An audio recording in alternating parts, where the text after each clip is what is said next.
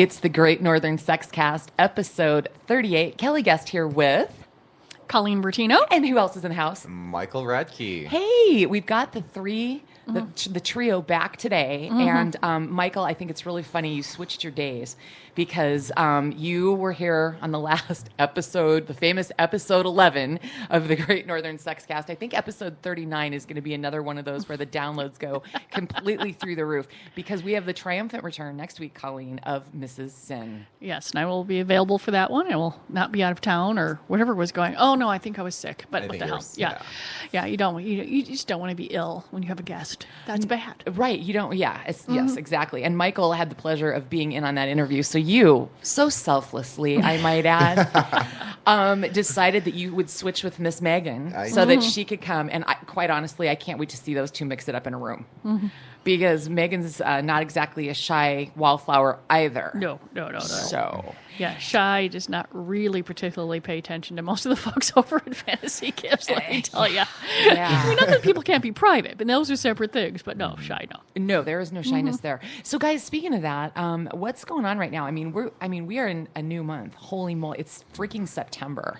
Yeah, it's about 1,000 degrees out. If you're if you're by any chance listening to this, in January coming up, just remember that today was horrible and you wanted it to be cold, and now it's cold. So there you go. We're still working on. I think we're going to be remodeling the Crystal store coming up in the first week of October. Okay. Getting a new register at the St. Paul store. Basic business stuff. We got a new line in from Curve of their silicone battery operated vibrators. Okay. And there were anal beads that were sort of heart shaped, and what was really frustrating is that they didn't come. They came in an enclosed box, but we're really happy with them. They're a really good price, and so we're willing to take a chance on something that you couldn't see right off the bat without asking about it. I'm being fascinated by the state fair because that's coming up. Actively fascinated by the state fair because there's just my Facebook feed is filled. It's state fair time in Minnesota, for sure, and a Facebook feed is filled with everything going on there. And you haven't been yet. Tomorrow. You're going tomorrow. But I think, but I look. Sounds like I missed out on a couple of things in the crop art land. Really? Yeah. Well, there were two things. I saw this yesterday, and I guess two pictures only made it through the first day. One, they were been removed. One was a portrait of Bill Cosby done in canola seeds, otherwise known as rapeseed. Oh, God. And I got too many, so it was pulled. And the other one, and I'm confused by this, was a picture of two corn dogs, one bigger than the other, and it says size matters. Why would that be taken down? I have no idea. And they got through anyway, at the beginning. And I'm just like, I think someone just said, we'll put it up as long as someone doesn't bitch. And of course, the first day they went. And I'm like, I said, oh my God. When it comes to corn dogs, size does matter. Oh, there's the foot-long corn dog. I love the footlongs. Oh, I can eat the whole thing. Yeah. It is really, There's only so much. Talent. Michael's demonstrating, actually, just for those of you. Yeah. Thank you. Thank you for that. Yeah. But I've just been, passing up. I not going on the first day. I did not get to see these gems in crop art land. Oh my God! Well, the thing that gets me is that okay, I'm gonna confess something truly here in Minnesota is sacrilegious. I hate the fair. Oh, a lot of people do. I just cannot deal with the crowds. Oh yeah, it just makes me crazy. It is about I think since I spent 20 years working at Renaissance Festival, I can get through a crowd. Yeah. It is frustrating, but that's one of the reasons I go insanely early in the morning. Okay. And then by the time the afternoon hits, we sit for like 2 hours and do nothing. Yeah. And I'll, just watch the people. Yeah. But we've got, and then there are just times where I'm like, well, there's things I haven't done, but it has gotten too crowded, and I just leave. Yeah. Which is one of the reasons I get there early, because I know that the public transportation is spectacular. Yeah. But when I want to leave, I want to leave. Exactly. I don't want to wait in another line. I don't want to wait in a bus. I don't want to deal with, someone's sticky kid on the bus. I mean, no. When I want out, I want out. Yeah.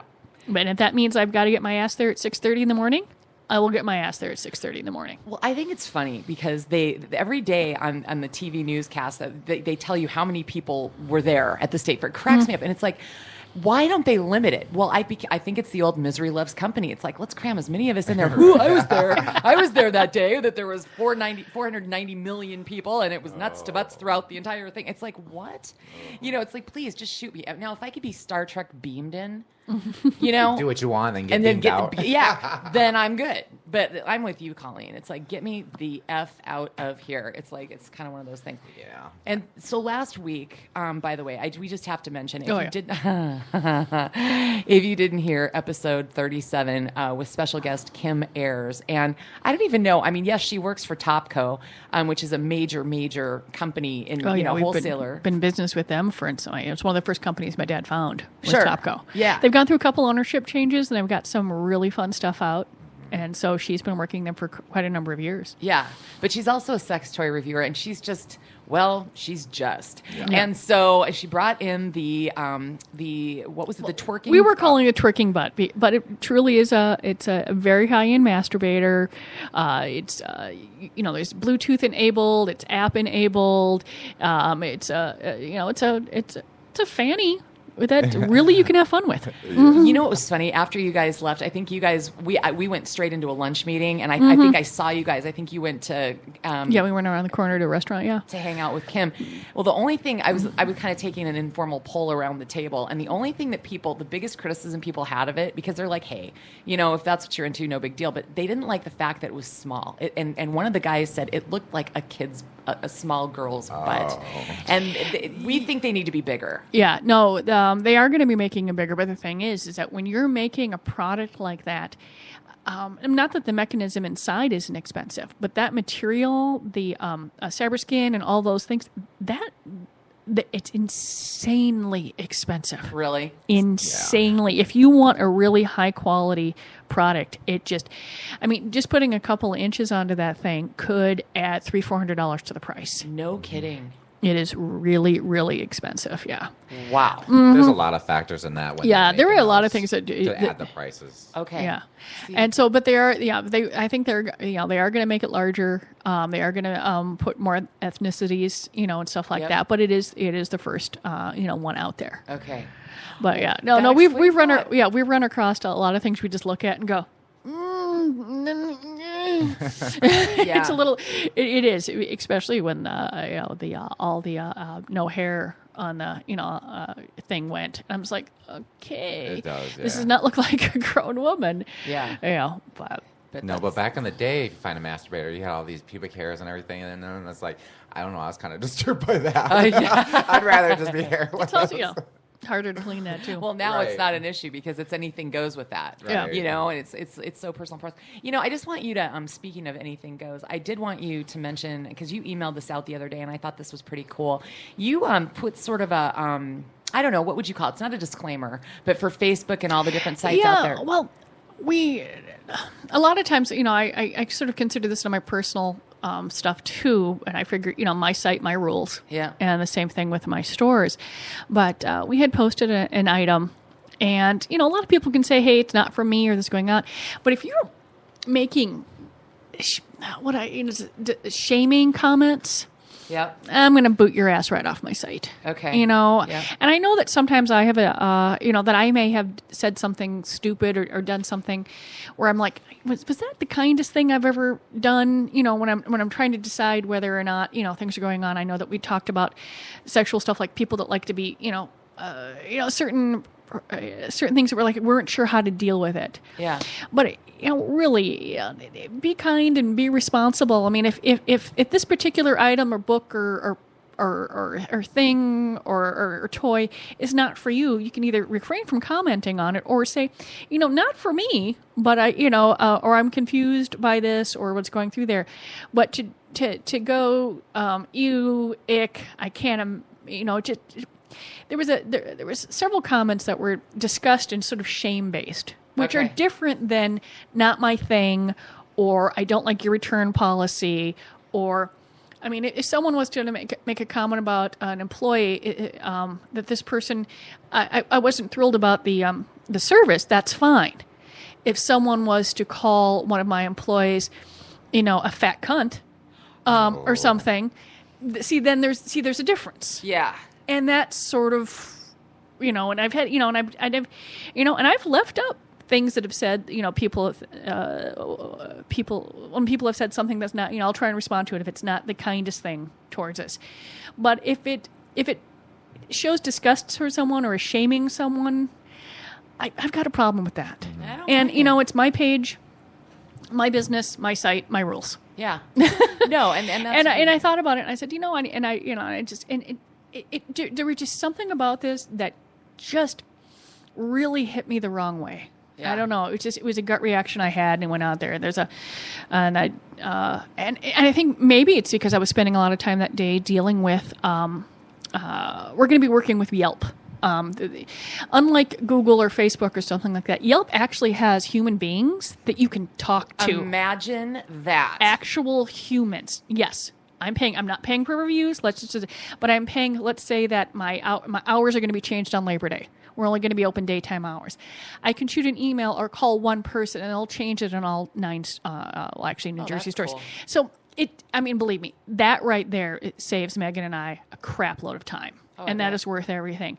And they'll help us organize the pictures. And, there's things that they can do. There's more sites I can, say, for example, the Crystal location, because we don't really sell Halloween costumes anymore. A lot of the pop-up stores have just taken care of that. So what we have left is all going to one store. So I can put that on the Crystal Yelp site. Okay. And the Crystal Facebook site and the Crystal, stuff like that. And it's just going to help us do stuff like that better. So I'm, that's a site you can, if someone says something nasty about you, I can respond to it, but I can't make it go away. Right. Right. But on certain sites where I can make something that is shameful, show shame or shaming, I just have a problem with that. Mm-hmm. Yeah, no, I don't blame you at all. I mean, look at what's going on in the news and with all of the back and forth things with police people getting shot and protests and everything else. People are I think we could all take a be kind, be thoughtful lesson, right? Mm-hmm. Yeah, not that sometimes you need to make your point heard, but like I said, my site, my rules. I don't blame you. Mm-hmm. I don't blame you. Well, so because Kim Ayers is such a character, and there was no shortage of material to go. I mean, quite frankly, she could come in once a month for indefinitely, and we'd never get through everything that she can talk about. But she was a great guest. We thank her. We hope she'll come back. Absolutely. But Colleen, we got to kick off the news segment today with, and I had seen some of this stuff, but go ahead and set up the scientist photograph tweeting. It's funny. Oh, I just, once again, I have, because of what I do, my friends will find things and plunk things on my page. Mm-hmm. So I thank all of you for the stuff that you find. And there's, I guess there are scientists out there that somehow someone posted a picture of a biologist posted a picture or tweeted a picture of some animal's penis. Mm-hmm. And then another one posted another picture of another animal's penis. And so they started doing what has been hashtagged junk off. So someone actually got all these pictures. So, the scientists have a sense of humor too. Oh, yeah. Yeah. And some of these pictures are hilarious. Oh, they're hilarious. But I got to tell you, the dolphin penis was so disturbing. It's huge, and it's got this weird thing at the end. It's just, yeah. I have to admit, I just out of all the lovely little pictures of dolphins you see, and all of the you can do it posters and all that new age dolphin crap, the 5-foot penis was never any part of it. No, and it is they're big. And I'm barely exaggerating. No, I mean they're almost as long as the whole dolphin. Mm-hmm. I mean it's weird. I mean you've got to go look at #junkoff. And just real quick too, because on that same note, I had found something before you sent this over to me. Mm-hmm. We've talked about the New York Museum of Sex, and there's Megan has been there, I think. Yeah, someone stopped in when they were Somebody had been there. But anyway, they have a picture of, and it's real. It's not photoshopped. And this is why I had on our little prep sheet here, A2 flipper. There's a dolphin penis in another dolphin's blowhole. Oh, my gosh. Blowhole sex. And there was an article about it. So apparently, dolphins, in addition to the other ways that they are similar in communication to humans, they also like to screw for fun. and not? Well, try different things. They're Slow very, hole they're, sex. they're very, they are very intelligent animals. And obviously versatile. Yeah. But there's a picture of it. So I found that last week. Just out of curiosity, how often do you guys do the hashtag thing? Actually, very rarely. I'm just sort of getting in the, I'm slowly starting it. Yeah. Yeah. I mean, I'm just like, it looks, well, one, I think it's a little passe, and two, either they don't do it or they put like 12 on there, and I'm like, you've got to be kidding me. Right. I mean, it gets a little frustrating, and I don't even have a personal Twitter account. Don't you? No, I am tweet. I have a couple. Yeah. Well, of course you do. Yeah, a fantasy gift thing. Well, there's that, but then there's also the thing you don't want to be committed to one identity, do you? You want to be able to be out there as whoever you want to be in a given day. right. No, I mean, I get it. I was going through there, and we've linked the Facebook to the Twitter, but there is sometimes when Megan will put something just on the Twitter feed, and we're trying to figure out this Instagram thing, but you can't. It's like you have to hook it up to someone's phone, and then I'm like, once again. Do the people who create this shit, do they actually really understand how people are using it? Yeah. I mean, they're trying to sell ads, they're trying to do business, but they do everything they can, and as far as I can tell, to mess with anyone who actually owns a business. Yeah. Because I would use it more if I could figure it out. Yeah. I mean, and the thing is that I've and I can't ask my daughter because of what it is. But for the most part, when I'm looking at things and I go and I search the land of the web, I'm finding just hundreds and thousands of people that have the same questions that I do. Does anyone from Google or Instagram or anyone look at this stuff and go, wow, maybe we could sell more advertising if the folks that actually have the money, which is, folks that are not teenagers, know how to use our stuff. Right. Like promoting small businesses and local businesses and stuff like that. Make it a little easier for them, and then, that's helping Google as well. Well, and then there's the whole layer of behavioral target marketing there, which, is disturbing, but it's obviously effective. And I'm sure that they'll come along with something that's even creepier eventually to replace that. And it's going to be like that movie Minority Report. Remember when Tom Cruise is walking by something and the ads changed and they said hello to him? Well, that's already happening in Target. Yeah. Yeah, I mean, things will. But if you sign up to something at Target and you run across something, it'll tell you what's on sale that you bought in the store right now. They're testing it. Oh God. Well, and I drive by Target or Walmart, and I have an app that tells me, here, you can get these sales. And I wasn't planning on going there, and here I'm stopping at Target because it's got it on sale. Did you guys hear about the Chicago Target that they're building? That they've applied for not one, but 2 liquor licenses. Yeah, because shopping at Target with booze. With a drink in your hand. Mind you, this is what Vegas is for. Mojitos and Vegas and buying bizarre crystal beavers. That's so yes, I wouldn't know anything about that. Yeah, not a thing. Not a thing. No, mojitos and Steuben crystal beaver. Because as you're walking through the wind and you have a couple mojitos in you and you're walking past a gift shop and you see sparkly things. I like sparkly things. I know you do. And I look over and I'm like, is that a crystal? What the hell is that? And I get closer and I realize it's a little crystal beaver. And all I'm thinking is mine. Oh, because this was years ago and it still makes me laugh. Okay, just out of curiosity, it's made in America too. It's Steuben. Okay, so do you have like where does one display such a treasure? It sits on my computer at work. Okay. We see it every day. Every little crystal beaver. We're reminded of this crystal beaver. And occasionally occasionally it's a toy model. We put it in the pictures. With the stuff. Yes. So it photobombs things? Mm-hmm. Nice. Quite often. Because it's a crystal beaver. What? Okay. And it made me giggle. Oh, God. Well, speaking of giggles, going back to the junk off real quick, I think probably, Michael, the funniest one was the Vervet monkey. They have blue balls. I mean, their balls are actually blue. I mean, and a really kick-ass color. It is a really awesome blue. It is. And but then, I think most, human males are crossing their legs right now going, and hearing that. Blue But balls. Check out hashtag junk off. So this is kind of an uncomfortable but yet uplifting. Boy, what a weird! I swear to God, that was a Freudian slip there. Story coming up. This guy, 43-year-old man from Edinburgh, Scotland. Was in a horrible accident when he was a 6-year-old kid.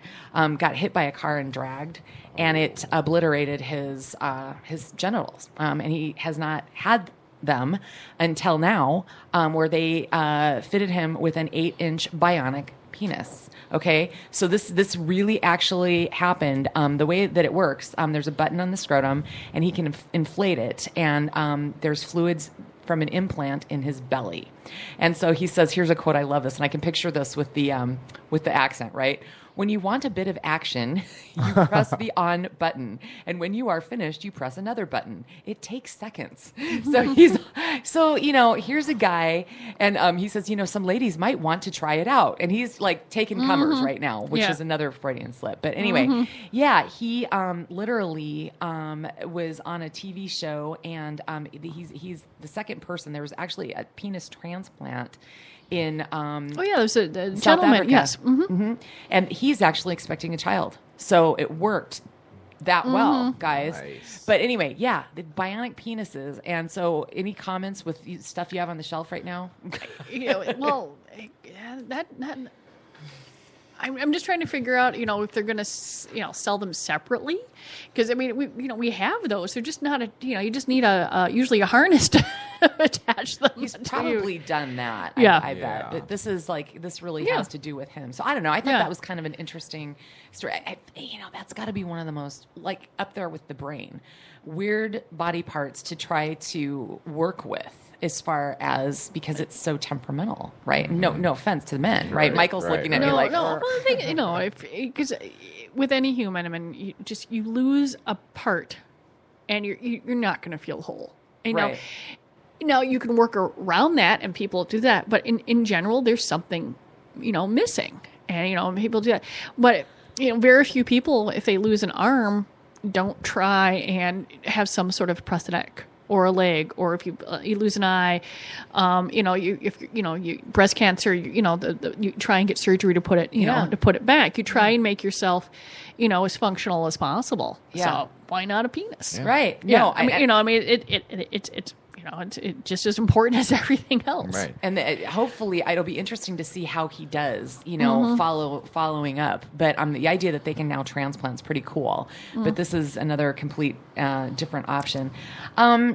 I think some of the movies, I'm sure you're going to have one of the Scal's movies. Kayla Cupcakes. Do you know her? I don't. I'm gonna have to ask too. Private Stuffers 1, Sexcretaries, and Mature Thunder Buns. Sound Susan Surratt? No. Wow. Still looking at penises. Well, of course you are. No. No. No. Well, I actually saw the video of this. This is worth Googling and checking online. She was arrested in Florida. Surprise, surprise. She's now 54, and she was arrested for disorderly intoxication, and that was in Fort Lauderdale. And she went into her bond hearing, and the judge asked her what she did for a living, and she replied that she worked as an escort and a porn star, and told him her stage name, which again is Kayla Cupcakes.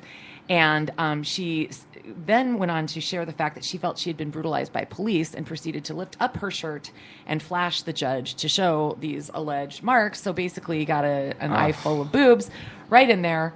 And after this demonstration, the attorney said, she needs some help, and she's not really going to get that in jail. So the judge let her out on $100 bond and said she had to go get a mental eval. But I just want to ask you, she might have still been drunk for all I know when she went in and did this. But if once you've been on a porn set, showing off your breasts is like so no big deal. I mean, could you see just becoming so desensitized, or do you think that she's crossed over here? So in other words, because somebody saw female nipples, she's mentally unstable. But I'm pretty sure that if a guy had undone his shirt and said that, I was, that he would not be considered mentally unstable. Right. Yeah. I mean, I'm not saying that she may not have been wasted or this or that, but the fact that once again someone is saying that female sexuality is, if it's not in a particular sort of box, is that there's something's wrong with them. I mean, we had decades of people being sterilized because they said that women were feeble-minded. I mean, this stopped in the 80s. I'm reading a book about this, but but I'm saying once again, a woman shows her, a woman does something that is remotely sexual, and she's mentally unstable. Well, No, I'm not. I'm not saying that it was an appropriate place or this or that, but just you say, this is not the appropriate. But to slap the mentally unstable label Just a on nipple. that, I find that fascinating. If you could say this person is intoxicated, or this person, or this person, but mentally unstable for showing your breasts. Yeah. Well, and the thing is, I'll qualify my comment by saying that if, I am all about people with mental disorders getting help, okay? Mm-hmm. And we know that there's far too many people wandering the streets, I might add, who are there because they don't have access to the kind of help that they need. Mm-hmm. That said, I call bullshit on this one. Mm-hmm. I just call bullshit because she's a porn star. She has no compunction whatsoever. And quite honestly, is it not plausible that in a courtroom, if a man is alleging that he was, punched on the chest or whatever, that a judge might theoretically ask him to show visible move, unless the whole procedure should be that those are photographed and then submitted as, exhibits and things of that nature. But I just thought that was kind of interesting. And the judge but you got to see it because it's in an actual courtroom, and it's just funny to see because, and not that, and you're like, whoa, well, okay, there they are. Hello, ladies. Yeah, it was kind of funny. Do you guys know Kayla Jane Danger? Does that actress's name? Okay, that sounds familiar, but I have to admit, that the DVD portion of the business is one that's always been that I haven't paid as much attention to because there's just only so much my brain can handle. There's a lot of stars that you have to try to remember. I'm trying to tweet with a lot of them, and you can't keep up. There's a lot of porn stars. There's so many, yeah. Mm-hmm. Well, she actually, if you saw a picture of her, real cute girl. And she does look kind of familiar in some ways. I don't have a list of any of her titles, but what she did, her previous life was at New York's Parsons School of Design, and then she found she had other talents too, apparently. She has just created Darth Vibrader. Okay, and it is a Darth Vader made, and it's big, it's life size, made entirely of sex toys, more than $3,000 worth of sex toys. I did see, and that's probably why that name sounded familiar, is that this did run across my feed, and I just giggled over it, and I was fascinated. Yeah, a friend who's very, very much into Star Wars found this and plopped it on my page. Yeah. So I'm like, look, both of our interests. Now we have to find this. You got to look at it because you do a double take because it's 7 feet tall and it's like, oh, Darth Vader, and then you look again and then you really start seeing the details pop out. It's one of those double take kind of deals. Mm-hmm. It took him about 8 hours. It's got more than 200 vibrators, 10 paddles, a whip, 2 rows of anal beads, a rubber fist, and hooker boots. I think Megan may have found this, whether or not it was on the one of the fantasy gifts pages, or whether it got to our page. But I know she'll be able to find it. Yeah, it's quite because I'm like it's like really good.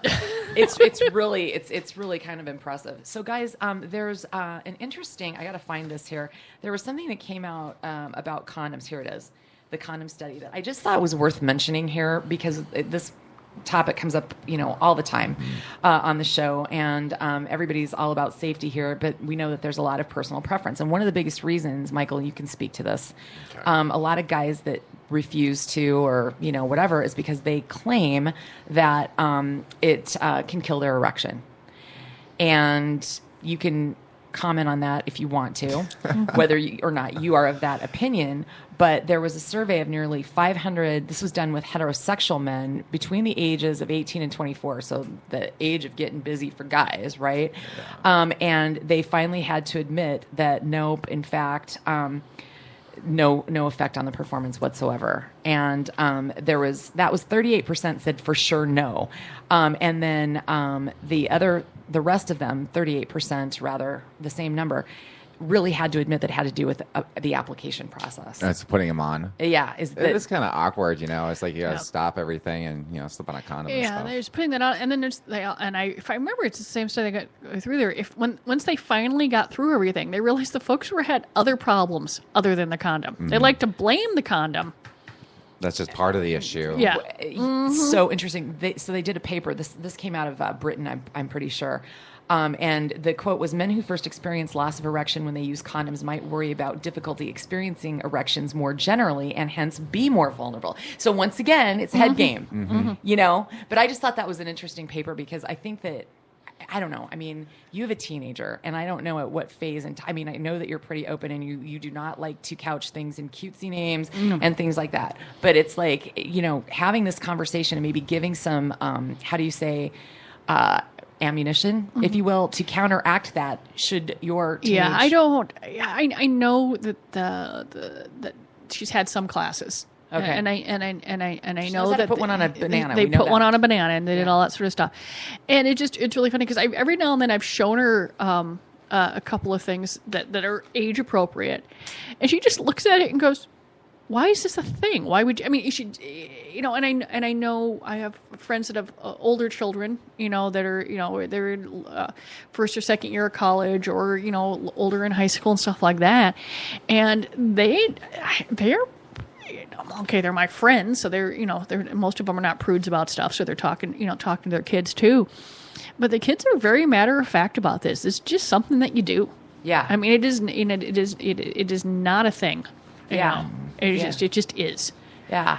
And I'm happy about that. Now, mind you, that's also, folks in the Twin Cities of Minnesota. I'm sure that if you were chatting in many other states, they would have, there would be an awful lot of misinformation and folklore out there. Yeah. Yeah. But at least here in the Twin Cities, I think folks are doing a reasonable job at explaining the actual, reality versus fantasy lands of people's ideas. Yeah, but it's weird that these days, I have not raised any children, and I can't imagine. I can't imagine, just trying what that must be like, these days. But it's not like they can just have the talk with you one time. Like maybe that was the case when a lot of us were kids. Now you have to be able to discuss a whole other realm, and even back and forth of different issues that are related to sex now. Yeah, I mean, just and a lot of times, they'll ask a question. I mean, Liz mentioned this, that her son asked, like, what are these? And he was pointing to his scrotum. And so she explained, and that was, and then there was like one other question, that was it. And a lot of times, and people, they're just afraid that, I'm like, the idea of being afraid of talking to your child is just, I find amazing. You just give them the answer if they, and then if they have another question, that's fine. I mean, not everything is a 45-minute dissertation on what's going on. Right. Yeah. It just, you get the information. They'll ask if they need more. I mean, there's a spectacular website out there for kids that are going through there, and I've got it linked on the Fantasy Gifts page. It's called scarletine.com, and it's honest, How do you spell that, Colleen? Scarlet, and then I think there's only one T, so the word Scarlet and then EEN.com. I'm pretty sure we can verify that, and Megan will put it up for you. But it's a spectacular site, and I found this from this was a link that I found through a friend who has kids that are a few years older than me. Okay, and she's like, "This is a spectacular site." Okay, and it just has on. I mean, they do not dumb down anything. But and it's not overly scientific too. It's honest answers about what's going on. Okay, and that's a great idea. Personally, I think the site's a little busy. But then again, I'm old and I've got too many things I'm looking at. I'm sure that it does perfectly fine for the target audience it's going to. Okay. Sweet. Well, that's a good one. That's a good one to know. Speaking of younger people, this is really interesting, and this was done in Britain, and there's a website, and you guys can go check it out. It's YouGov is the name of the site and the organization, and they wanted to talk about, because we've got so much gender and sexuality. Well, how do we say? I don't want to say ambiguity, but you guys know what I mean. The fluidity. Fluidity. Thank you. That's a way better way to put it.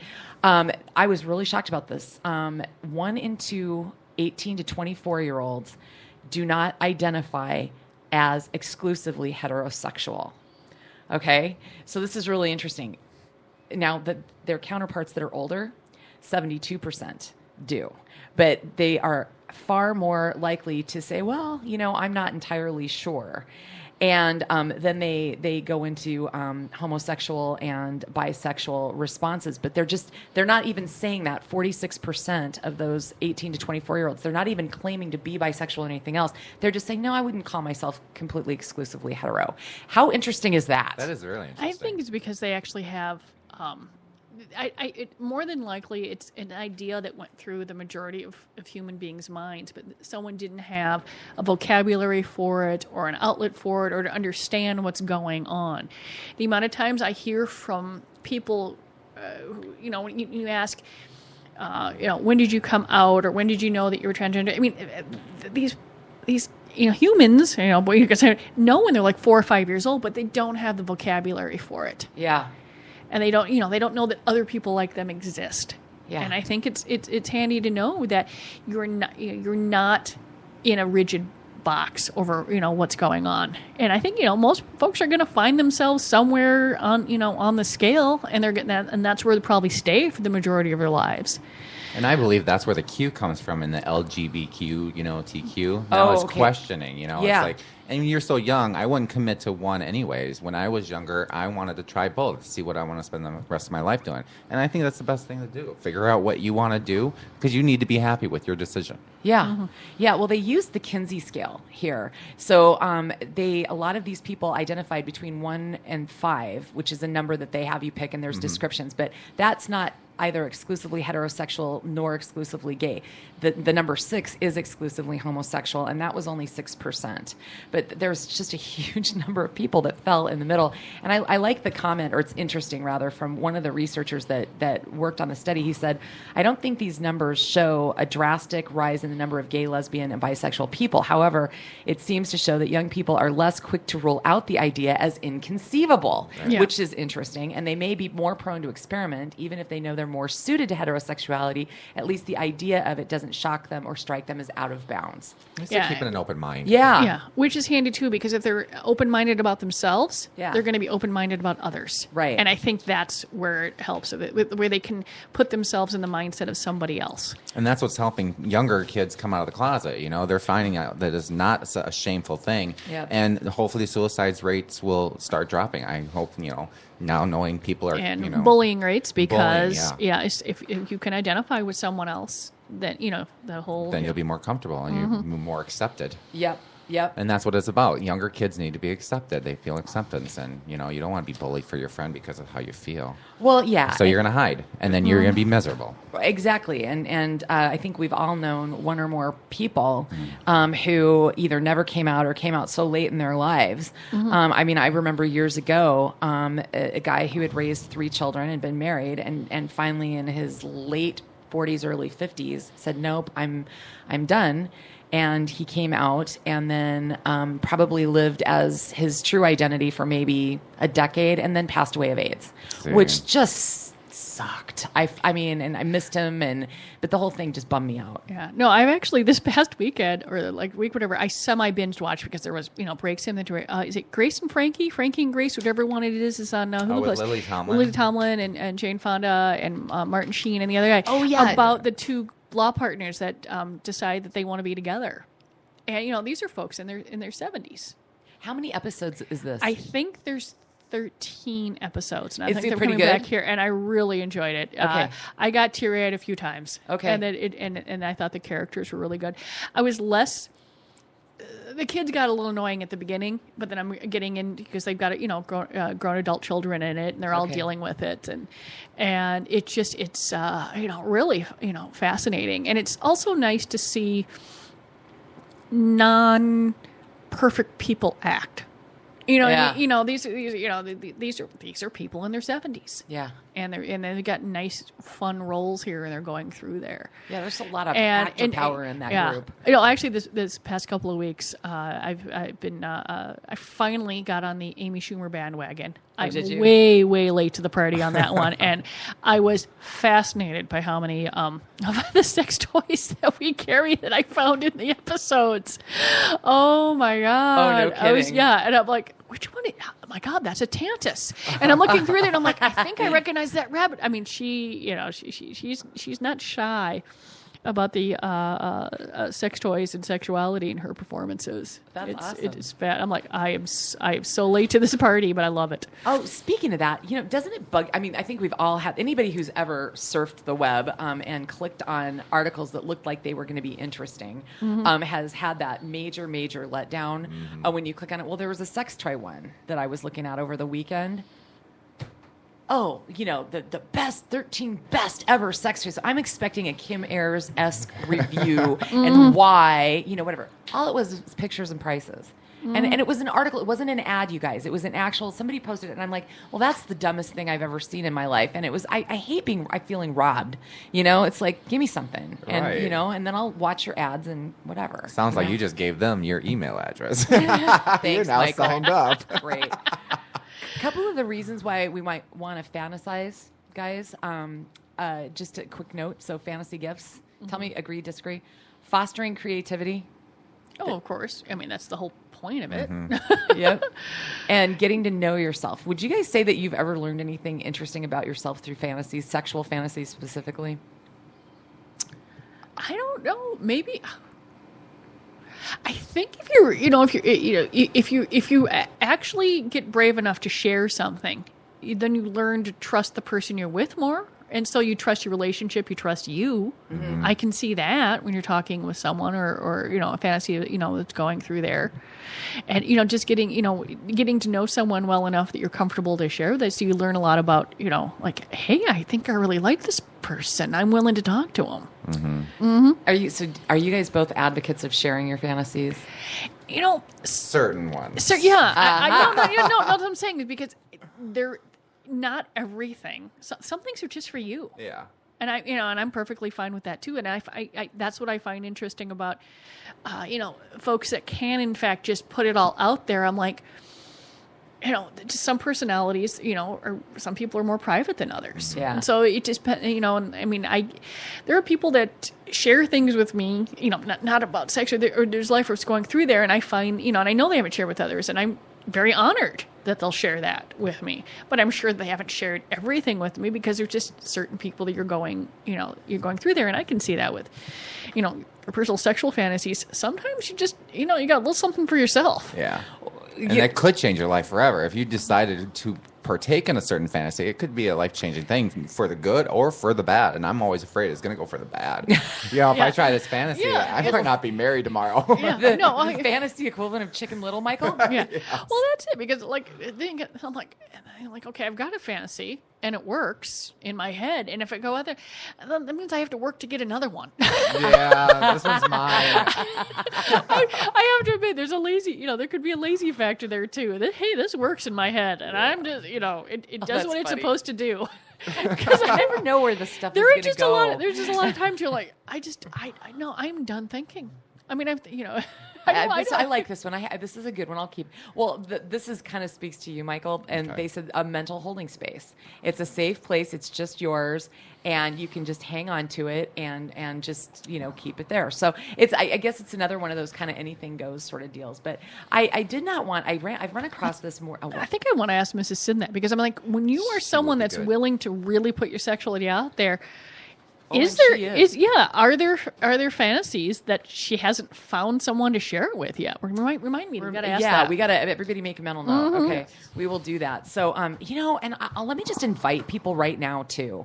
For those of you who did not catch the world famous episode 11 with Mrs. Sin's first ever appearance on the Great Northern Sex Cast, which was so regrettably not the same, even though it was fantastic without Colleen having been here. I lament that every time I think about it. But anyway, she's going to be here next week with us. And she's just, you'll see for yourself. But you can go back and listen to that episode. But if you have any questions for someone who is active in the swinging world, Facebook them to us. You can send them in a private message. You can post them on our page if you want. But we will ask anything because she really doesn't have any inhibitions about sharing. Not at all. She's pretty open to everything she does. Yeah. And some of the stories that we got, again, pancakes. I still haven't had pancakes. Forget about that. Yeah, or waffles. One of the two. It was waffles. Waffles. Yeah. And then bend her over the couch. Yeah. That one left a mark. Yeah, for me. Yeah. So anyway, Mrs. Sin will be back here next week. But one thing I definitely send us your questions if you have them. One of the things you guys, this comes up all the time, and I couldn't. And Michael, I'm so glad you're here for this. So good. Okay, the whole quandary of sex on the first date or not. Okay, so there's a whole list that we're going to go through, and I just want to throw these out to the panel and see what you guys have to say. Okay. So the first one is, don't do this, because the first date is not enough time to talk about past sexual history that may have resulted in diseases that you may be able to catch. Okay, so I have to ask something. Are we assuming that this is the first time you've ever met someone? Because I know very few people that have not either gone online and talked to someone forever, or it's a friend that they've known forever. I mean, who doesn't know the person they're dating anymore? Unless you're going to a bar and picking somebody up and going home. And then that's a hookup, and that's not a date. That's a hookup. So I'm like, what century are these questions from? Well, they're from 2015. Okay. But that's an interesting point. You know, how well did you know that person before this first actual date? And so do you have a friendship? So is it really still the first date? Or if it's taken that turn, in a way, you've almost been retroactively dating already. Right. Do you agree with that? Yeah. I mean, because if it's, if it's a larger group and then suddenly you meet someone and you're out there in a group and and then one day someone just finally gets brave enough to say, let's have dinner together, and the other person says, yeah, then obviously they've been thinking, speaking of fantasies, they've probably been thinking about it. Yeah. Okay, so here's another woman. And now this woman says, absolutely, I'm fine with it. And she says, I don't like treating sex like a prize or an arbitrary milestone because then we suppress our desires for the sake of social norms. And what she's basically saying is, I don't want to hang it out there as a dangling carrot. I do it if I want to and for no other reason. Yeah, Okay. I think that makes a lot more sense I do now. too. We're going through there because once again, and I'm sure these rules, are so far the first two of them female point of view.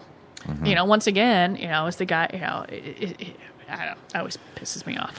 Well, here's this one's gonna get your rankled again. So this is a female responding. She said, "Yeah, go ahead and have sex with him if you don't care for the guy or if you're just not thinking about a relationship. And no, don't do it if he's a keeper." Well, I would like to ask right here, how the fuck do you know if he's a keeper on the first date? You're not gonna. Seriously. Unless you've known him for a while. We are once again all about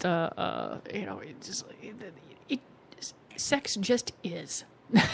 Yeah. We've spent centuries trying to squash it down, trying to legislate it, trying to do everything, which is why we still have laws against everything, and mostly coming down on women are bad if they do it and guys are good old boys. Right. Yeah. Right. Well, the next one cracks me up kind of. This person's like, I think it's a great indicator of how things are going. If we don't click mentally, then we're not going on a second date or ever having sex anyway. So if I feel it, I'm going to do it. Right. That's the next one. And I'll put it this way: if someone doesn't want to see you after you have sex on the first date, then you've learned a lot about that person. That's right. That they're like, hey, that you're not in the same place. You don't have to go all the way. I personally, when I was back in the dating pool, I had my own certain personal rules. It's like, okay, first date, I will only go so far, and it'll take a certain amount of time to get to know somebody before they get, I'm putting a prize on or anything, but I do have limits on where I will go until I get to know somebody. Yeah. Yeah. I mean, and it's that, in each person different, and the person better be on the same page, because if they're not, then you're not meant to be together anyway. Well, okay, I'll tell you guys a story because this is kind of interesting. Okay, so I met, my boyfriend who this month it's 6 years that we've been together now, and we've been living together for 3. So we met on Match.com, and we went out. I don't even know how many weeks now. I want to say it was 6 or 8 weeks before we had sex. And part of the reason of this, I think, neither of us were in a hurry. And I was really preposterously quickly just one toe out of my marriage. I mean, it was so soon. And I wasn't really, I didn't even know what I was doing. I didn't expect to end up with a boyfriend. I don't even know what I thought, but I was goaded on by one of my Jewish mother friends. You need to go on dates. You need to have guys buy you drinks. You need to blah, blah, blah, blah. And I did it. And she was, okay, here I am 6 years later. But I have this thing with him in particular, and this is so weird, you guys. But every time for the first 3 weeks we were dating, I saw him maybe, twice a week, a couple times, and I'd meet him in different. Every time I would forget what he looked like. And I'd be terrified, if I was going into a crowded place. One time I went into the local downtown, and you know what an absolute madhouse that place can be and how packed. And I'm like, oh my God, how am I going to find him? because I would go completely like amnesiatic towards his looks every time. And what's really funny about it, he's a great looking guy. Yes. But for whatever reason, I just couldn't. Isn't that weird? So it's like I couldn't have had sex with him because it's like, well, I don't know if I'll like you in the morning because I won't know if I'll fucking recognize you. I mean, it was, but then I got past it, but I don't know. I do not know what that was about. Isn't that weird? Yeah, You know what he looks like now, right? Yes. I'm able to pick him out of a crowd. This is good. Well, a lot of people have face blindness, stuff like that, but it easily could have been just sort of a self-preservation mechanism. Yeah. You weren't ready yet. You weren't ready. Yeah, you said if you were like one toe out of that and stuff like that, you're like, Yeah. okay, what am I doing here? Yeah. Because the old rules are the first person out or this or that is the what's the word I want the throwaway the throwaway person. The rebound. Rebound, yeah. Rebound, yeah. Yeah. And if the person's really nice, do you want it to be the rebound person? But Right. sometimes you just meet the right person. Well, like I said, we're not kids anymore. So at this point, you know what the hell you want. Yes. You know what you want, and you're not going to put up with crap. Yeah. At least at this point, you shouldn't be putting up with crap.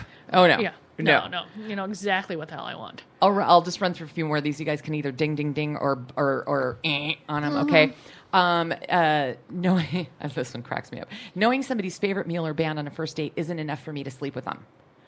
I don't necessarily think I knew what Carl's favorite dinner was by the time I finally crossed over. Hello? That's weird. That's no. Right? That's not the kind of information I want right away on the first date. Put it this way: do you look at him and go, or look at her, or whatever, and say, "I want to tap that"? And if you do, go for it. One person comes out and says, "It seems like my generation has lost the meaning of sex with another person." Everybody's heads just all turn sideways like my puppy does when I'm telling her something, and she's like, What the hell? What the hell does that mean? Yeah. Exactly. And there's something there that got lost in translation. No, we got two completely conflicting views here. Okay. As you practice safe sex, an individual should feel free to have sex with whomever, no matter what the date number is. Okay. That's okay. No, that's cool. At least they're putting out, safe sex and everything. So if you're going to sleep with everybody, you at least be protected. Once again, age-appropriate consenting behavior. Exactly. We're adults. Okay, but here comes the next one. If I ever have sex again, which that should set up what's coming, okay? I'm just saying. Whoever it is with will need to submit to an STD and HIV test prior to us having sex. Fill out the form in triplicate. After the background check is here, and I check all of your references, we'll talk. It's not, very hot. It's not unreasonable to in this day and age to to ask about that. Somewhere in the middle there. You know what I mean? But if you start off with "if I ever have sex again," you're in a you're in a really bad place right there. Knowing whether or not somebody has genital warts. It's probably not a bad idea. No, I would probably use a condom. Well, then, I would. Okay, let's put it this way. I would assume that if you are having sex on the first date, part of that conversation what happens somewhere between the "would you like dessert" and "do you need any coffee?" Yeah, you would hope. Otherwise, stick with your rules. Don't do that first. Just start with a little fellatio, a little kissing. Learn the body before you go down to the areas that might scare you. Right.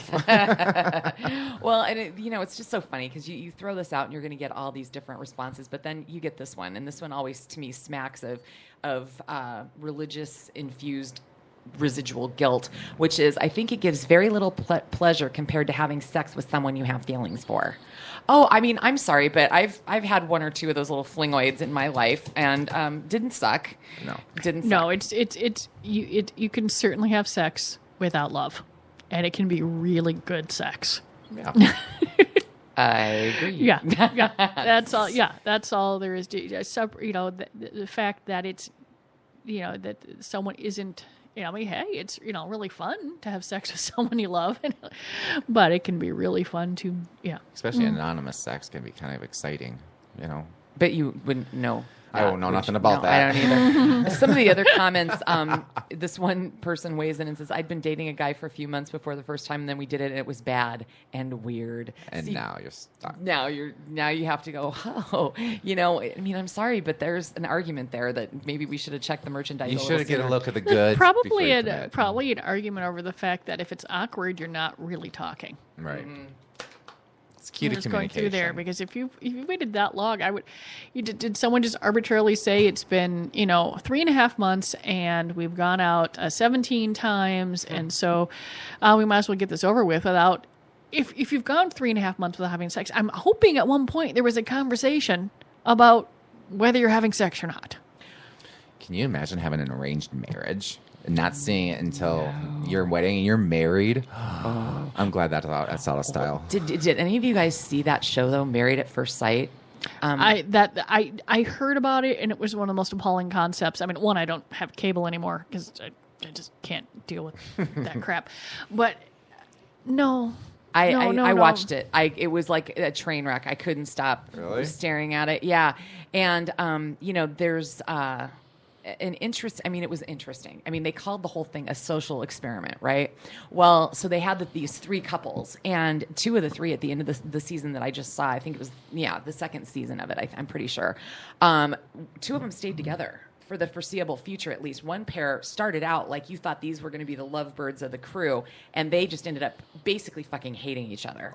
I mean, one of them called the husband called her like the devil or Satan or something like that, and she was kind of bitchy, but there was just so many other things going on. But 2 of the 3 ended up really liking each other and at least giving it another period of time. I mean, there's going to have to be a semi. I mean, if you're going to audition for a show called this, you would assume there's probably a similar personalities there just to even contemplate something like that. Yeah.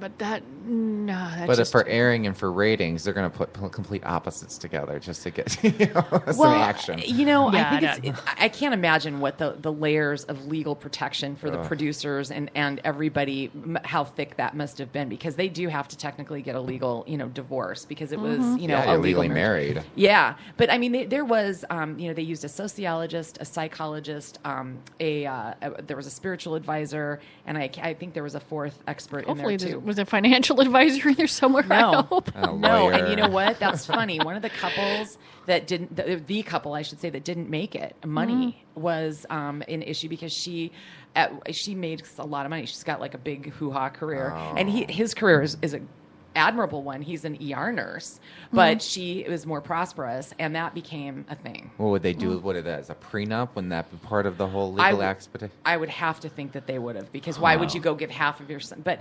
there's something to the idea of matching on the idea of values. Yeah. But I still think it's okay to go get laid if you want to, as long as you're protected, right? You should watch Dating Naked. I started watching some of those. Oh my God, that's like a train wreck. But they're all naked. Funny? Oh my gosh, yeah. It's just like they get all these people together, and you meet these people naked, and it's like Big Brother, but everybody's nude, and you just keep the girl that you don't want in the house anymore. You send her off, and a new girl comes on, but everybody's naked, and it's crazy. I watched a few episodes. I'm like, this is a train wreck. Huh? Dating Naked. Okay, it's got to be another cable thing, whatever. Yes, it's a cable thing. It's Dating It's MTV, Naked. isn't it? That or VH1. I think it has got to be one of MTV. Something. There's like, where's the M anymore? I Guys, know. Right. remember? I mean, were you there the summer it first came on TV? Yeah, we had God, it. we're dating ourselves. Okay. No, I know. I giggle over stuff like that. One of the reasons I stopped watching a lot of this stuff is that, like, I watched an episode or 2 of like Hoarders, and I realized, oh yeah, that's funny. This person has like 20 years of tax returns in a closet. But then I watched a couple of episodes where they're removing dead animals from the house, and I realized that they're exploiting these people.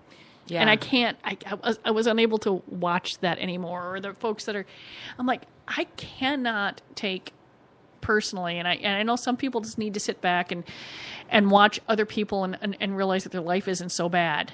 But to me, that sort of TV show was, I couldn't do it. And The Bachelorette, or for me, and I can see the appeal. because you just sit back and you're like, oh my God, people are crazy. Yeah. Ha, ha, ha. You get caught up in the fairy tale, Yeah, and for that, but for me, it doesn't work. Real Housewives, all that sort of stuff, it's just not. It's not a deal for me.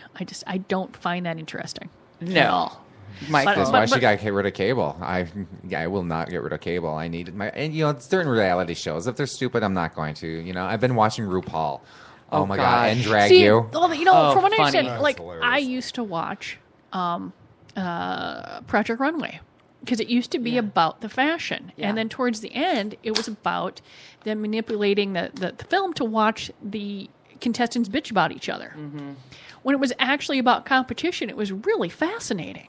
Yeah. I would watch it with my kid, but I'm like, but that's my own. I'm looking at it, and I'm probably putting my own crap on it, and all this sort of stuff. I get that. Yeah. But I enjoy a true competition show, but when it gets to be about people bitching at each other, no. Yeah. So with one of the Project Runways, did you watch all the Project Runways? Oh, I haven't watched it. Yeah. One contestant, his name was Christopher Straub, but he is from Shakopee, and I'm not sure if he won or anything, so I was kind of curious to see. But he's been blowing up on my Facebook all over. But yeah, he's from Shakopee, and I think he won Project Runway. Okay. And I have friends that know him, so yeah, he pops up on my. Is Heidi Klum still on it? Yeah, I believe she's still doing it. And I got to meet her once. And so is the guy that really makes it, Tim Gunn. Yeah. Without him, Heidi, but without Tim, there is no Project Runway. I have to say, she is an incredibly nice human being. Oh, I believe she is. I liked her very, very much. I mean, she was just like, and I'm just like, oh, I wanted to hate you. I really, really wanted to hate you. And she laughs. She's like, yeah, that's okay. Whatever. But she'll just talk. And her little accent is just like the best ever, and all of that kind of stuff. Well, we should probably shut her down for this week. Next week is Mrs. Sin. And I'm going to bring a seatbelt this time because I wasn't prepared last time. Were you? No, I wasn't. Make sure you give her my best. Tell her, I will give her a hug for you. Thank you. And so, Colleen, have a great week. Michael, thanks for coming in again. And check us out Facebook. Just go to the Great Northern Sex Cast. Send us your questions for the swingers. Is she knowledgeable. And write to us, join us, and we'll see you next week. Sounds great. Bye.